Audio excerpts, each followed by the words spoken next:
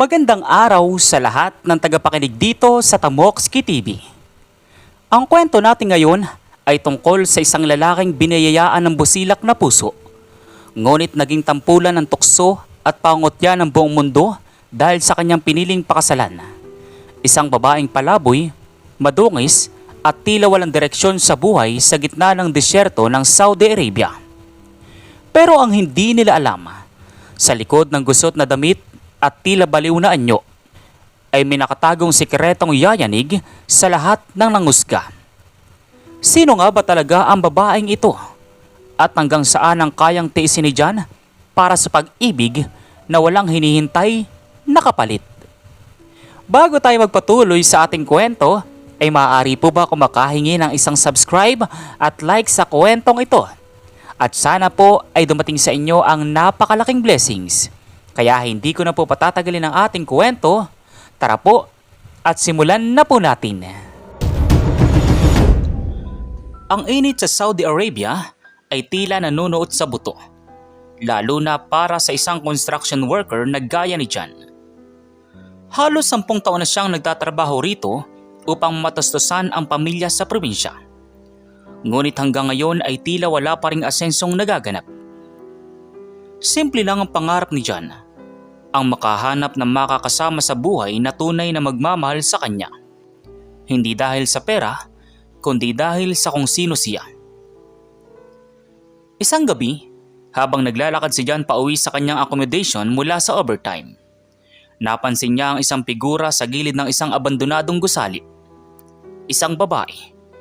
Marami ang suot, gulo-gulong buhok, at tila ilang araw nang hindi kumakain. Kabayan? Pilipina ka ba? Bakit ka narito sa labas? Delikado rito. Gabi na. Hindi sumagot ang babae. Nakatingin lang ito sa malayo. Yakap-yakap ang isang lumang bag na tila punong-puno ng basura. Tinawag siyang Jonah ng mga tao sa paligid. Ang baliw na Pinay na laging nakatambay sa palengke. Gutom? Gutom ako. Sandali lang. Huwag ka nga alis. May dala akong tinapay at tubig dito. Heto, kainin mo muna. Simula noon, naging habit na ni John ang dumaan sa pwesto ni Jonah. Binibigyan niya ito ng pagkain. Kinakausap kahit madalas ay wala itong kibo. At kung minsan, ay dinadalhan ng malinis na damit. Hindi nagtagal, ang mga katrabaho ni John ay nagsimulang makapansin. Hoy John, ano ba itong nababalitaan ko? Nililigawan mo raw yung pulubi sa kanto? Pare, sa dami na magaganda rito sa Saudi, doon ka pa pumatol sa kulang-kulang. Rico, tao rin siya. Hindi natin alam ang pinagdadaanan niya kung bakit siya nagkaganon.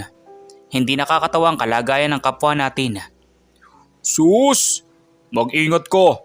Baka pati ikaw, mahawaan ng pagkabaliw niyan. Balita ko, 3 taon na yun John. Walang passport, walang ID. Pabigat lang yun sa lipunan. Ngunit hindi nakinig si John. Sa tuwing nakikita niya ang mga mata ni Jonah, nakakakita siya ng lungkot na tila sumisigaw ng tulong. Isang gabi, isang matinding bagyo ng buhangin ang tumama sa kanilang lugar. Agad na naalala ni John si Jonah. Alam niyang walang masisilungan ang babae. Kinalimutan ni John ang sariling kaligtasan. Sinugod niya ang labas para hanapin si Jonah. Natagpuan niya ito sa ilalim ng isang truck, nanginginig sa ginaw at takot. Jonah, halika na. Sumama ka sa akin. Hindi ka pwedeng manatili rito. Dadaling kita sa ligtas na lugar. Bakit? Bakit mo ako tinutulungan? Pinagtatawanan nila ako. Lahat sila. Tinatawanan ako. Bakit ikaw? Bakit ikaw hindi? Dahil nakikita kong halaga mo, Jonah. Hindi mahalaga kung anong tingin nila. Halika na! Bilisan mo! Dinala ni John si Jonah sa isang maliit na paupang kwarto na malayo sa kanyang mga katrabaho para hindi ito mabulabog. Doon, dahan-dahan niyang inalagaan ang babae. Pinaliguan, binigyan ng disenteng pagkain, at higit sa lahat, binigyan ng respeto. Doon unti-unting bumalik ang katinuan sa mga mata ni Jonah.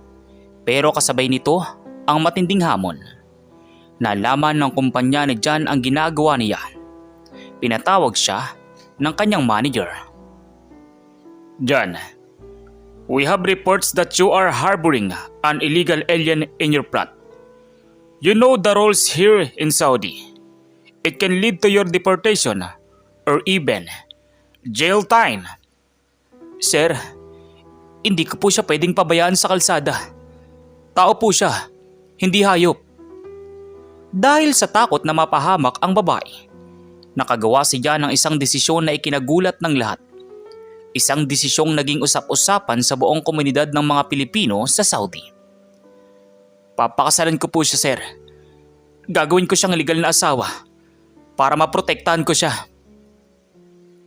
Nung araw ng kanilang kasal sa Philippine Embassy, halos magiba ang social media sa mga komento. Maraming kumuha ng litrato sa kanila. Si John na nakasuot ng simpleng polo at si Jonah na kahit maayos na ang bihis ay bakas pa rin ng trauma at pagiging iba sa kanyang mga mata. Ayan na nga ang Prince Charming na mga pulubi. Tingnan nyo, guys. Ito ang epekto ng sobrang init sa Saudi. Natutuyuan ang utak. Pinakasalan ba naman ng babaeng pag-gala-gala? Halos lahat ng makasalubong nila ay may mapait na salita. Sayang ang sahod. Nabaliw na si Jan. Pabigat lang yan sa buhay. Sabi ng mga tao. Pero si Jan ay nanatiling matatag. Hinawakan niya ang kamay ni Jonah sa gitna ng mga tawanan. Huwag kang makinig sa kanila, Jonah. Handa ako maging katawa-tawa sa harap nila. Basta alam kong ligtas ka na. At kasama kita. Jan, darating ang araw. Pagsisisihan nila ang bawat tawa nila sa iyo. Pero ngayon, salamat. Salamat sa pagpili sa akin nang wala akong kahit ano. Hindi alam ni John ang ibig sabihin ni Jonah. Ang alam lang niya, tapat ang kanyang hangarin. Makalipas ang ilang buwan, nakatanggap si John ng balita mula sa Pilipinas. Ang kanyang kontrata ay hindi na ire-renew dahil sa isyo na kinasangkutan niya. Kailangan nilang umuwi na ng Pilipinas. Wala nang pera si John dahil lahat ng ipon niya ay nagamit sa pag-aayos ng papel ni Jonah. Uuwi silang luwaan, walang may pagmamalaki at lalong pagtatawanan ng kanilang mga kanayon. Jonah, pasensya ka na. Uuwi tayong walang-wala. Baka lalo ka lang mahirapan sa akin sa probinsya.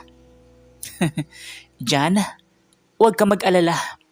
Ang mahalaga, magkasama tayo at maniwala ka. Ang Diyos ay may plano sa atin.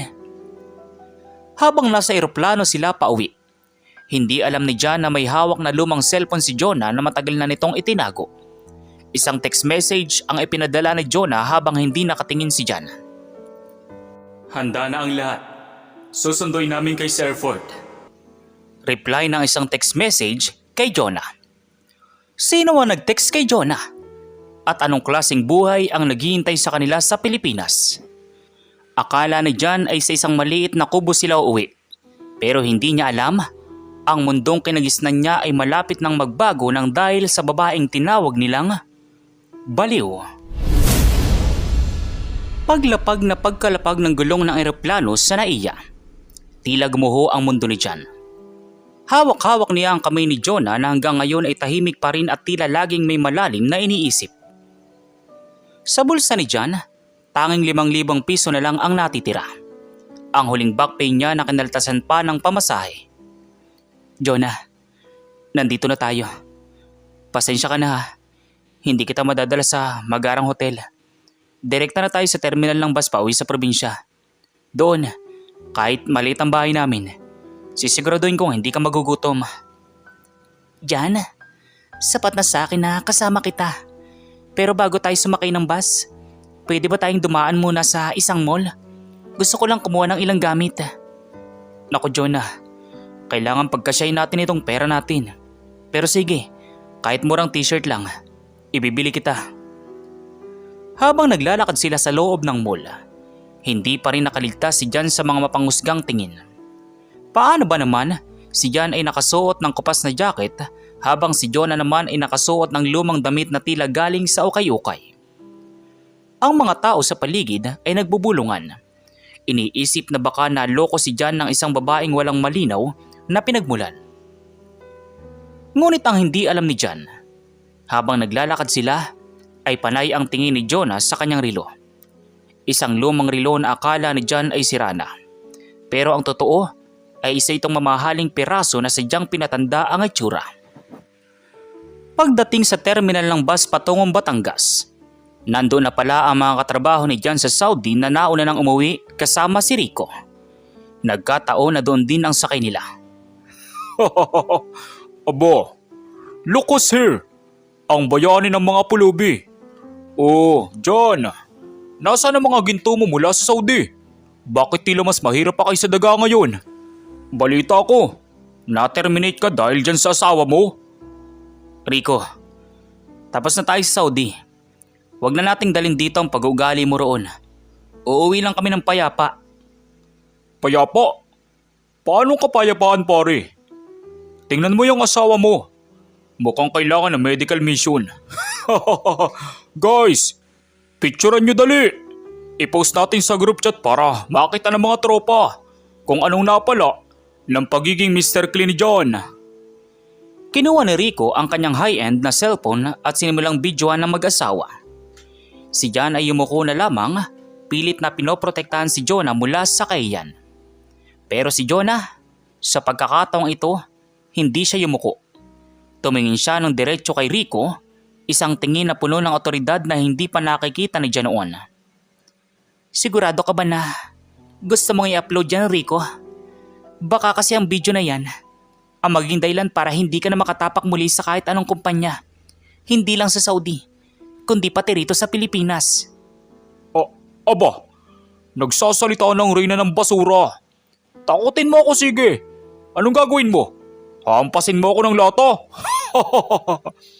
Jonah, hayaan mo na siya. Huwag na nating patulan. Sumakay sila sa bus. Sa buong biyahe, ramdam ni John ang bigat ng loob. Iniisip niya kung paano sila magsisimula. Wala siyang trabaho at ang kanyang mga kapitbahay sa probinsya ay tsak na pagpepestahan ng kanyang pag-uwi na may kasamang baliw na asawa. Pagdating sa kanilang baryo, tama nga ang hinala ni John. Ang balita ay mabilis pa sa kidlat. Pagbaba pa lang nila ng tricycle sa harap ng kanilang maliit na bakuran, nandoon na si Aling Marta, ang pinakatsismosang kapitbahay. Ay John, ikaw ba yan? Akala ko ba yayaman ka na sa Saudi? Oh, sino itong kasama mo? Ito ba yung sinasabi sa Facebook na pinakasalan mong palaboy? Opo, Aling Marta. Ito po si Jonah, asawa ko. At hindi po siya palaboy. Tao po siya. Nako, bata ka. Maraming dalaga rito sa atin. Bakit yan ang dinadala mo? Tingnan mo nga. Para siyang hindi naligo ng isang taon. Baka may dalang sakit yan ha. Halos lahat ng dumadaan ay tumitigil para makiisyoso. May mga tumatawa, may mga umiiling. Masakit para kay John, pero mas lalo siyang kumapit sa kamay ni Jonah. Pumasok sila sa loob ng kanilang maliit na bahay na gawa sa kahoy at simento. Pasensya ka na rito, Jonah. Ito lang ang kaya kong ibigay sa ngayon. Pero huwag kang mag-alala. Maghanap ako ng trabaho sa construction bukas na bukas din. John, magpahinga ka muna. Alam kong pagod ka na sa pag-aalaga sa akin simula pa sa Saudi. Gusto ko lang malaman mo na hindi kita iiwan sa hirap. Kinagabihan, habang mahimbing na natutulog si John dahil sa pagod, dahan-dahang bumangon si Jonah. Lumabas siya ng bahay at pumunta sa likod ng malaking puno ng mangga, kung saan walang makakakita sa kanya. Inilabas niya ang kanyang cellphone at tumawag sa isang numero. Hello? Si Jonah ito? Oo. Nakabalik na ako sa Pilipinas. Nandito ako sa probinsya. Sa lugar ni Jan. Gusto kong ihanda niyo ang lahat. Ang lahat ng kumpanya na pagmamayari ko. Pati ng mga properties sa Parvis Park. At isa pa. Paimbestigan niyo ang isang lalaking nagngangalang Rico. Yung dating foreman sa Saudi. I want his career finished by tomorrow morning. Sa kabila ng linya, Isang boses ng lalaki ang sumagot ng may matinding paggalang. Copy that, Ma'am Jonah. We've been waiting for your return for 3 years. Your father's very worried. Why did you disappear for so long? Kailangan ko mahanap ang taong magmamahal sa akin ng walang hinihinging kapalit. At nahanap ko na siya. Pero bago ko ipakilala ang sarili ko, gusto ko munang turuan ng leksyon ang mga taong humahamak sa kanya. Ihanda niyo ang mansyon sa Tagaytay. Doon ko siya dadalin sa tamang panahon. Kinabukasan, nagising si John sa ingay sa labas ng kanilang bahay. Isang itim na mamahaling sasakyan ang nakaparada sa tapat ng kanilang kalsada. Isang bagay na hinding-hindi makikita sa kanilang liblib na baryo. Sino kaya yan? Baka naliligaw? Lumabas si John at laking gulat niya nang makita si Rico na bumaba sa sasakyan. Pero hindi ito nakaporma. Mugto ang mga mata nito at tila galing sa matinding iyak. John, pare, tulungan mo ako. Nagmamakaawa ako sa iyo. Bigla akong tinanggal sa blacklist ng lahat ng agencies. Pati yung bank account ko sa Saudi. Na-freeze. Sabi nila, may nag-utos daw na napakamakapangyarihang tao dahil sa pambabastos ko. Anong sinasabi mo, Rico? Wala akong kinalaman dyan. Sa sandaling iyon, lumabas si Jonah mula sa pinto ng bahay. Wala na siyang suot na basahan. Nakasuot siya ng isang simpleng puting bestida na binili nila sa mall kahapon. Pero ang kanyang tindig ay tila isang reyna. Sabi ko sa iyo, Rico, baka pagsisiyan mo ang pag-upload ng video na iyon. Ngayon, umalis ka na bago ko ipahila ang sasakyan mo. Dahil doon ay napanganga si John. Tumingin siya kay Jonah na tila ba noon lang niya ito nakilala. Jonah, Ano itong nangyayari? Sino ka ba talaga? Jan, simula pa lang ito. Gusto ko lang maranasan mo kung paano igalang ng mga taong nang api sa iyo. Pero bago ang lahat, may pupuntahan tayo. Mag-impake ka na dyan. Iiwan na natin ang lugar na ito. Saan dadali ni Jonah si Jan? At ano ang gagawin ni Jan kapag nalaman niyang ang babaeng pinakasalan niya sa gitna ng dumi at hirap ay ang kaisa-isang tagapagmana ng isa sa pinakamayamang pamilya sa bansa? Tulala si Jan habang pinagmamasdan ang kanyang asawa. Si Jonah, na dati ay halos hindi makatingin ng diretso sa mga tao, ngayon ay nakatayo na may dignidad sa harap ni Rico na nakaluhod sa putikan. Ang buong baryo na nakikiisyoso na rin, pati na si Aling Marta ay hindi makapaniwala sa nasasaksiyan. Jonah, anong ibig sabihin nito? Bakit nagmamakaawa sa si Rico? At sinong tinatawagan mo kagabi? Jan, lahat ng tanong mo ay sasagutin ko. Pero hindi rito. Ayokong maging tuntunan tayo ng mga taong walang ibang ginawa, kundi husgahan ka. Magtiwala ka lang sa akin, gaya ng pagtitiwala mo sa akin nung nasa Saudi pa tayo. Hindi pa man nakakasagot si John ay may isa pang mamahaling sasakyan ang dumating. Isang puting SUV naman ito. Lumabas mula rito ang isang lalaking nakabarong, tila isang mataas na opisyal o abogado. Magandang umaga, Ma'am Jonah. Narito na po ang mga dokumentong hinihingi ninyo. Handa na rin po ang private chopper na magdadala sa inyo sa Tagaytay.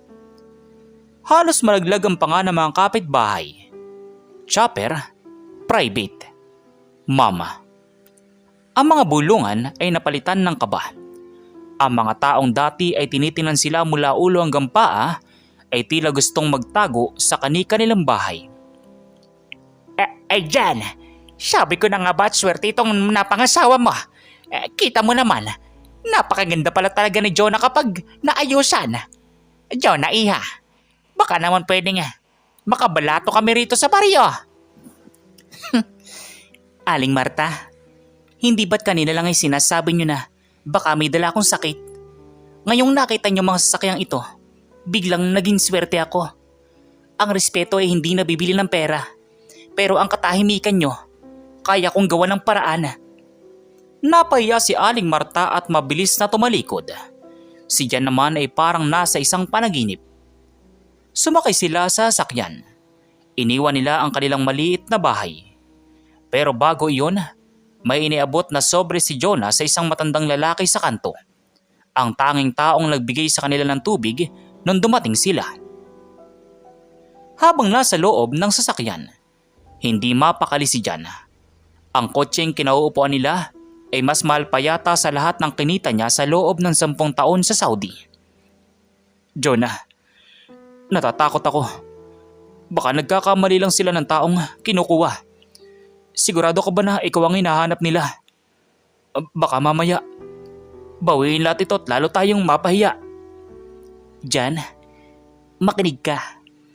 Ang pangalan ko ay Jonah Villamayor. Ang pamilya ko ay nagmamay-ari ng isa sa pinakamalaking hotel at real estate company sa Pilipinas. 3 taon nang nakakalipas, nawalan ako ng malay sa isang biyahe sa ibang bansa dahil sa matinding stress at trauma matapos ng isang insidente. Nawala ang alaala ko, nawala ang mga gamit ko, naging palaboy ako dahil hindi ko alam kung sino ako. Kaya ba nung natagpuan kita sa Saudi, tila wala ka sa sarili mo? Oo, pero nung gabing dinalan mo ako ng pagkain, nung gabing kinalimutan mo ang sarili mo para lang maligtas ako sa bagyo ng buhangin, doon unti-unting nagbalik ang lahat. Ang pagmamahal mo ang naging gamot sa isip ko na matagal ng sugatan. Pinakasalan kita nung wala akong kahit ano dahil gusto kong malaman kung sino ang mananatili sa tabi ko kapag wala ng yaman ko. Napahawak si Jan sa kanyang ulo. Mahirap paniwalaan. Ang babaeng inalagaan niya, ang babaeng ipinagtanggol niya sa mga mapang-api ay isang bilyonaryo. Pero bakit hindi mo agad sinabi? Bakit kailangan mo pang magpanggap hanggang sa makauwi tayo rito? Dahil gusto kong makita kung sino ang mga tunay mong kaibigan dyan. At gusto kong bigyan ka ng pagkakataong makita ang totoong kulay ng mga tao sa paligid mo. Ngayon, alam na natin. At ngayon, oras na para ibalik ko sa iyo ang lahat ng sakripisyo mo. Huminto ang sasakyan sa isang pribadong helipad. Doon ay naghihintay ang isang helicopter. Sumakay sila at lumipad patungong Tagaytay. Mula sa itaas, tanaw ni Jan ang kagandahan ng Pilipinas. Pero ang isip niya ay nasa asawa pa rin. Pagbaba nila sa Tagaytay, isang malaking gate ang bumukas. Isang mahabang driveway na napapalibutan ng mga pine trees ang bumulaga sa kanila. Sa dulo niyon ay isang mansyon na tila palasyo.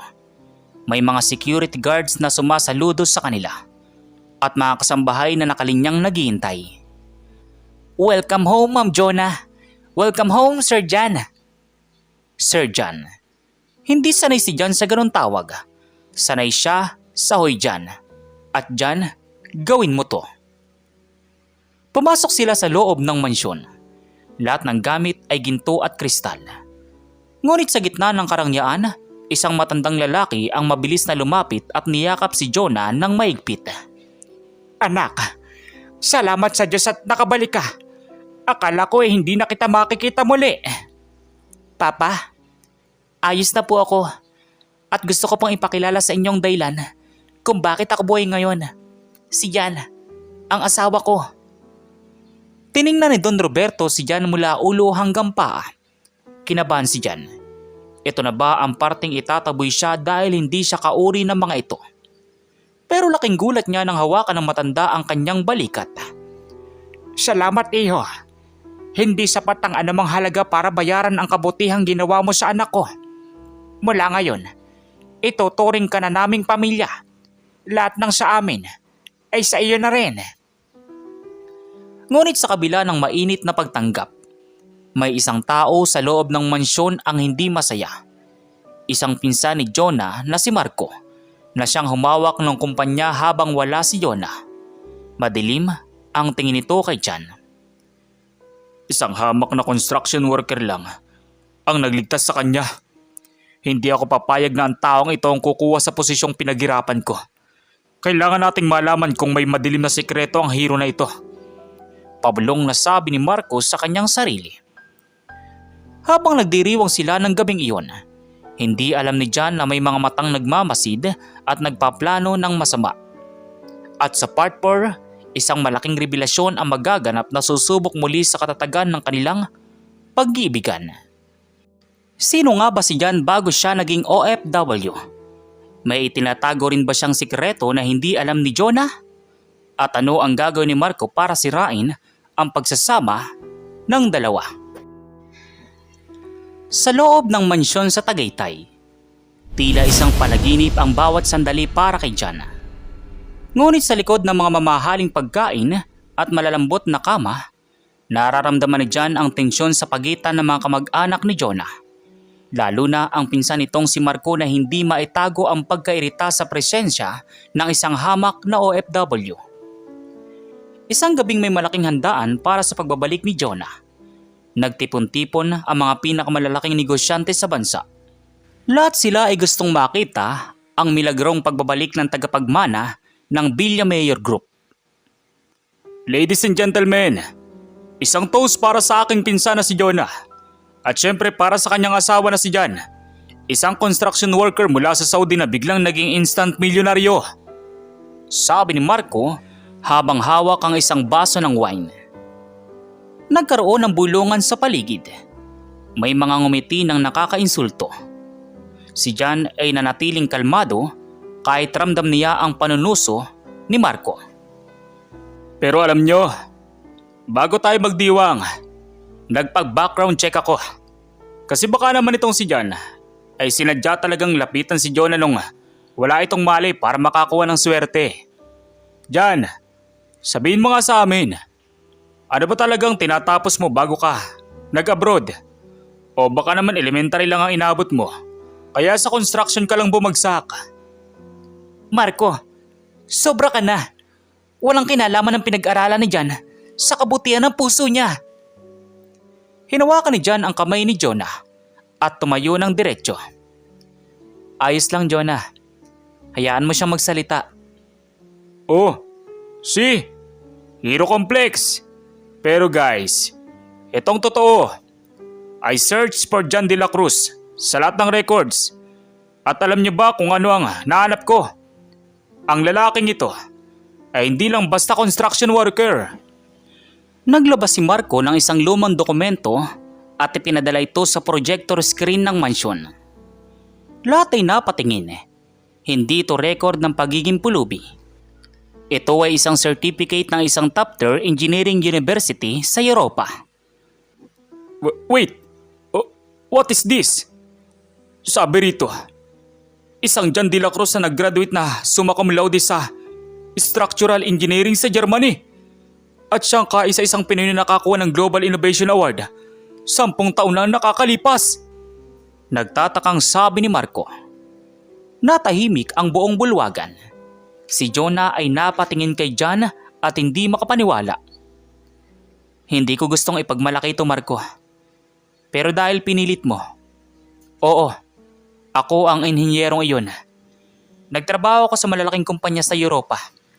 Pero dahil sa isang insidente sa isang project, kung saan may mga taong namatay dahil sa kapabayaan ng mga korporasyon, tinalikuran ko marangayang buhay. Pinili kong maging nobody sa Saudi. Pinili kong magtrabaho sa construction, hawak ang pala at simento, para maramdaman ang hirap ng mga taong nasa ibaba. Doon ko natutunan na ang tunay na halaga ng tao ay wala sa titulo o sa diploma. Jan, bakit hindi mo sinabi sa akin to? Dahil nung nakita kita sa Saudi, Jonah, hindi ko nakita ang isang bilyonarya. Nakita ko ang isang taong sugatan ng kaluluwa. Gusto ko mahalin mo ako bilang Jan na taga-buo ng gusali. Hindi bilang Jan na may mataas na posisyon. Dahil ang pag-ibig, hindi kailangan ng resume. Napanganga si Marco. Ang balak niyang hiyain si Jan ay bumalik sa kanya. Hindi lang pala bayani si Jan, kundi isang henyo na mas mataas pa ang pinag-aralan kaysa sa kanya. Ngunit hindi doon nagtatapos ang gabi. Habang lahat ay bilib kay Jan, biglang pumasok ang mga tauhan ng NBI sa mansyon. Excuse us, we are looking for Marco Villamayor. We have a warrant for your arrest for embezzlement and for attempted kidnapping of Jonah Villamayor 3 years ago. Halos himatayin si Don Roberto. Si Jonah ay napahawak sa dibdib. Kaya pala nawala si Jonah sa ibang bansa ay dahil sa plano ng sarili niyang pinsan para makuha ang kumpanya. Hindi totoo yan. Wala kayong ebidensya. Sa totoo lang, Marco, nung kinuha ko ang lumang bag ni Jonah sa Saudi, may nakita ko maliit na voice recorder na nakaipit sa tahi nito. Nakarecord doon ang huling pag-uusap niyo bago siya nawala. Pinadala ko na yan sa mga otoridad bago pa kami lumuwas dito sa Tagaytay. Doon napatunayan ng lahat, si John ay hindi lang nagligtas sa buhay ni Jonah, kundi siya rin ang nagbigay ng katarungan sa lahat ng paghihirap nito. Habang hinihila si Marco palabas, ang buong mansyon ay nagpalakpakan. Pero sa gitna ng selebrasyon, lumapit si John kay Jonah. Jonah, ngayong alam mo ng totoo na hindi ako ang simpleng John na inaakala mo. Mahal mo pa rin ba ako? John, kahit ikaw pa ang pinakamayamang tao sa mundo o ang pinakamahirap na palaboy, ang puso ko ay sa iyo dahil ikaw lang nakakita sa akin nung ako mismo ay hindi ko makita ang sarili ko. Ngunit may isang huling sorpresa si Jonah. Hinawakan niya ang kamay ni John at dinala ito sa balkonahin ng mansyon na nakaharap sa Bulkang Taal. May isa pa akong hindi nasasabi sa iyo, John. Ang mansyong ito at ang lahat ng lupang natatanaw mo, hindi ito sa tatay ko. Sa akin ito. Binili ko ito gamit ang sarili kong kinita bago ako nawala. At ngayon, ipapangalan ko ito sa ating dalawa. Pero ang pinakamalaking revelasyon ay darating sa susunod na bahagi. Dahil habang nagkakaisa ang dalawa, isang balita mula sa doktor ang magpapabago sa kanilang kinabukasan habang buhay. Ano kaya ang balitang ito? At paano haharapin ni John at Jonah ang bagong kabanata ng kanilang buhay bilang mag-asawang hindi na kailangan magtago sa likod ng anumang maskara?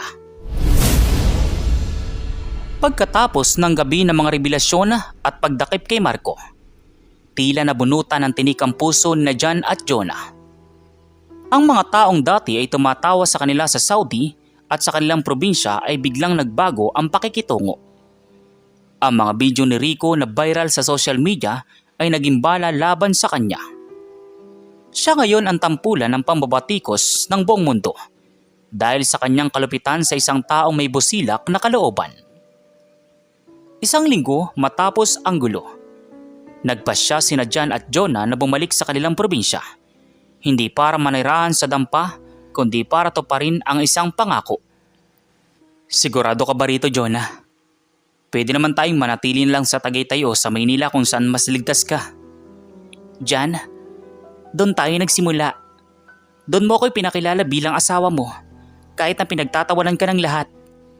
Gusto kong ipakita sa kanila na ang pag-ibig na itananim mo sa gitna ng pangutya ay nagbunga ng isang milagro. Pagdating nila sa baryo, hindi na tricycle ang kanilang sasakyan. Isang convoy ng mga boting sasakyan ang pumasok sa makitid na kalsada. Ngunit imbis na magmayabang, bumaba si John at Jonah bitbit ang mga relief goods at mga scholarship grants para sa mga anak ng mga magsasaka at construction workers sa kanilang lugar. Pinuntahan din nila si Rico, na balita nila ay nawala ng trabaho at ngayon ay lugmok sa utang. Rico, hindi ako naparito para gantihan ka. Alam ko ang pakiramdam ng walang-wala. Heto, may maliit na puhunan dito para makapagsimula ka uli. Pero sana, gamitin mo ang pagkakataong ito para maging mas mabuting tao ah. Ang tunay na lakas ng lalaki wala sa pang-aapi, kundi sa pagtulong natin. Napagulgol si Rico. Hindi niya akalain na ang taong hinamak niya ang magiging huling pag-asa niya. Sa sandaling iyon, naramdaman ni Jonah ang isang matinding hilo. Muntik na siyang matumba kung hindi siya nasalo ni John. Jonah, anong nangyayari? Ayos ka lang ba? Agad silang nagtungo sa pinakamalapit na ospital. Kabadong-kabado si John habang si Don Roberto naman ay mabilis na sumunod. Paglabas ng doktor, may malawak itong ngiti sa mga labi. Congratulations, Mr. and Mrs. De La Cruz. Hindi lang po dahil sa inyong pagbabalik, kundi dahil magiging 3 na kayo. Ma'am Jonah, is 8 weeks pregnant. Tila tumigil ang mundo ni John. Niyakap niya si Jonah ng napakaigpit. Ang babaeng inalagaan niya sa disyerto, ang babaeng pinakasalan niya sa gitna ng dumi, ay magbibigay na sa kanya ng sariling pamilya. John, heto na yung sinasabi ko sa iyo. Ang Diyos ay may plano. Akala natin ay pagsubok lang ang lahat. Pero inihahanda lang pala tayo para sa mas malaking biyaya. Makalipas ang ilang buwan, itinayo ni na John at Jonah ang J&J Foundation sa Saudi Arabia at sa Pilipinas. Ang layunin nito ay hanapin at tulungan ang mga distressed na OFW at mga Pilipinong nawawalan ng pag-asa sa ibang bansa. Hindi na sila tinatawag na ang pulubi at ang kargador, kundi ang mga anghel ng kalsada na. Sa uling bahagi ng ating kwento, makikita natin na mag-asawa na nakatayo sa balkonahe ng kanilang sariling mansyon. Hawak ni John ang lumang bag na daladala ni Jonah nung sila ay nasa Saudi pa. Itatapon ko na ba ito, Jonah? Huwag, John. Itago natin yan. Para sa tuwing titingnan natin ang bag na yan, maaalala natin na kahit gaano kagulong mundo, basta may isang taong maniniwala sa iyo, makakabangon at makakabangon ka. At dito nagtatapos ang kwento ni na John at Jonah. Isang kwento na nagpapatunay na ang tunay na kayamanan ay hindi nasusukat sa laki ng mansyon o sa dami ng pera sa bangko. Ito ay matatagpuan sa puso ng isang taong handang magmahal ng walang kondisyon, kahit na ang buong mundo ay tumatawa sa kanya. Ang aral sa kwentong ito ay nagsisilbing paalala na ang tunay na halaga ng isang tao ay hindi nasusukat sa kanyang panlabas na anyo, yaman o kasalukuyang kalagayan sa buhay. Itinatampok dito na ang kabutihan ng puso at pagmamahal na walang hininging kapalit ay mas makapangyarihan kaysa sa anumang material na bagay. Sa mundo nating mapangusga, itinuturo ni na John at Jonah na ang pagpapakita ng malasakit sa mga taong nasa ibaba ay isang banal na tungkulin. Sa uli, ang tapat na layunin at busilak na kalooban ang siyang mag-aangat sa atin patungo sa tunay na tagumpay at kaligayahan. Kayo, ano pang masasabi niyo sa kwento natin ngayon? At kung ano mga aral po ang mga natutunan ninyo? Maaari niyo po bang i-comment dito sa baba sa comment section para muli ko pong mabasa? So once again, inuulit ko pong muli. Ako po si Tamoxki TV. Kita-kita po tayong muli sa mga susunod pa nating maraming mga kwento. Thank you and God bless you all. Peace out.